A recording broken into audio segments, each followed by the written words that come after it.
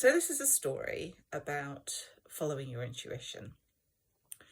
So I had a stroke at the start of this year, and so I wasn't able to drive for quite a while. And even when I was back driving, I haven't been able to drive much because it's just exhausting. I get very tired very easily, and driving is one of those things that makes you really, really tired. So when I started to get the urge to go to Glastonbury, I wasn't sure how that was going to happen.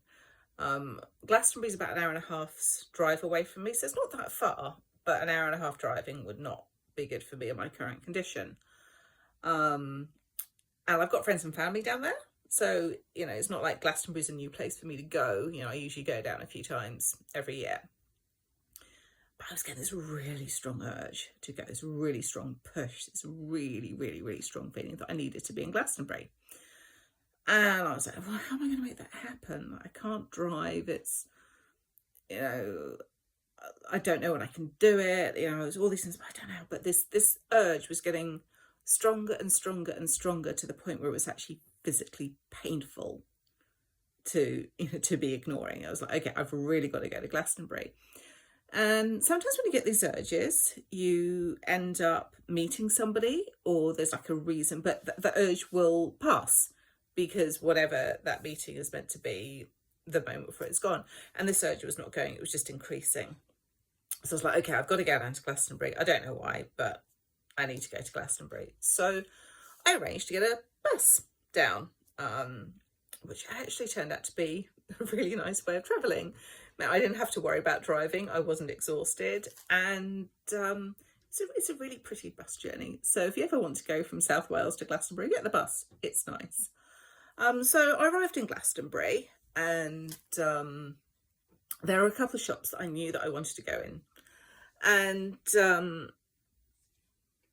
again, actually wandering around shops and browsing is absolutely exhausting. So I sort of followed my intuition about where I went. And one of the places that I went was a bookshop. And I like going to bookshops. I read a lot. I have a lot of books, but at the same time, I don't tend to read hard copies anymore. I find them physically uncomfortable to read, and I prefer reading on my Kindle, because then I've got thousands of books with me at all times, and I like that. So I wasn't expecting to buy anything, but I thought, well, maybe the reason for me to go in there is, I'm putting together some workbooks, and maybe there'll be a workbook that I find that'll be interesting. There'll be a reason. So I sort of looked around the bookshop, and there was one book that was very interesting about using nutrition for healing, but not enough. And I looked at the topics that were upstairs, and I thought, yeah, no, that's nothing there that interests me. So okay, I've been in the bookshop, I shall go now.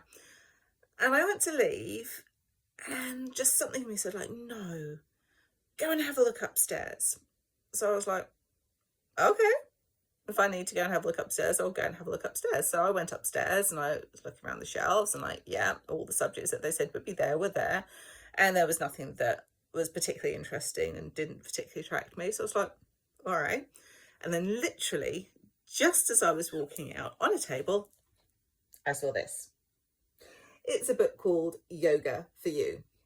It's a really old book. It was first published, let me just double check the date, 1959. So this is not a brand new groundbreaking yoga book. But it was £5, and something in me said, you need to buy that book. Now, I'm not going to tell you about the rest of my day, because there were other things that came up that were like, yeah, that's why I needed to go to Glastonbury. So it totally came through. I understood exactly why I'd been having that urge, and once I'd been, the urge left. I wasn't feeling physically uncomfortable anymore. But this is one of the first times, I think, this is the second time, where I picked up a book that I don't know why, and didn't actually particularly appeal to me, but I bought it anyway, and it changed my life. So the first book that was like that was A Witch Alone by Marion Green.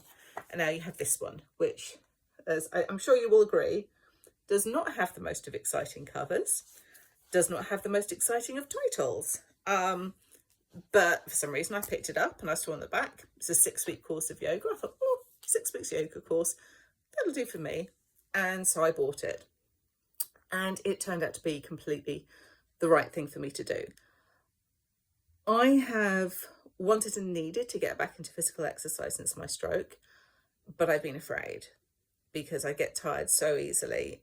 So there's been this part of me that's like, yeah, but if I start doing a workout in the morning, I start doing some exercise, I'm going to be exhausted and then I'm not going to be any good for anything else for the rest of the day. Get some exercise, then I'm going to have to stay in bed for days to recover. So having a gentle yoga regime was something that worked for me, even though I know, I wouldn't say I know how to do yoga, but I've done yoga for decades. I know a lot of the poses, I know how to do yoga, but this was something different. It went right back to basics, and it's so gentle that I was able to start introducing it to my day. And the interesting thing is that it starts with some neck and eye exercises, and I have lost some of my vision because of my stroke. My eyesight is not as good. It was not good in the first place, but it's now worse. So opening up this book and seeing that it had eye exercise, I'm like, okay, written for me. And I've been able to work through it at my own pace. There's lots of caveats in there. There's lots of warnings that don't do this exercise if your blood pressure is high, and I've still been having a few issues with my blood pressure. So on days when it's high, I know what to avoid. It's beautifully safe, and although it's basic, it is making a difference. I've already lost a couple of inches off my waist, which is nice as well. So if that was the only thing I got out of my trip to Glastonbury, that day was still well worth it. And as it happens, there's actually loads more as well, but I will save that for another video. So there you go. If you are getting a really, really strong push to go somewhere, or you feel that a particular place is calling you and that call is not going to go, you need to go. There will be a reason for it. You might not understand that reason yet. You might not even understand that reason when you make your visit, but it will become clear because there is a reason why you need to be there. So listen to your intuition.